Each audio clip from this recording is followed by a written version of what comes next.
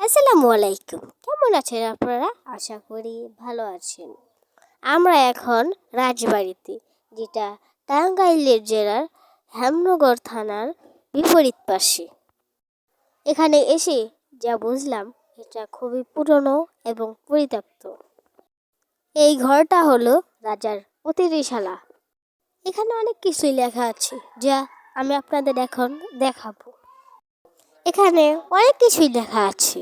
বেশি কথা না বাড়িয়ে অন্য স্থানে যাওয়া যাক।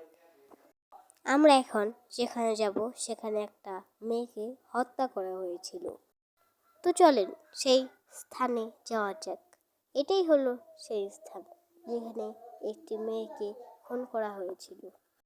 এখানে বিচার করা হতো। দেখেন জায়গাটা কত ভয়ানক। আমি এখন যেখানে যাচ্ছি এখানে নৃত্য হতো। আমি এখন যেখানে যাচ্ছি এটা হলো রাজার বাগান, যা খুবই পুরাতন এবং ভয়ানক। এখন আমি অন্য একটি স্থানে যাব যেখানে আমার জীবনের ঝুঁকি নিয়ে যেতে হচ্ছে। আমাদের সাথে থাকুন। আমি এখন যেখানে যাব সেখানে খুবই অন্ধকার, মানে খুবই। আমার ভয় লাগছে।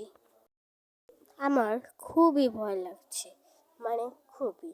আমার জানা মতো এখানে জিন দেখা যায়।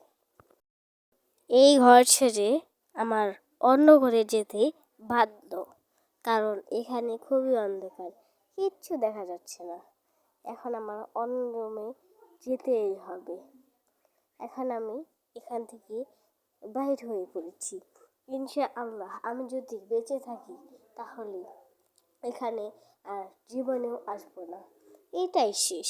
এরপরে আর কোনো ঘরেই ঢুকবো না। দয়া করে সবাই লাইক, সাবস্ক্রাইব এবং ভিডিওটি কেমন লেগেছে কমেন্টে জানাবেন। Like, subscribe please.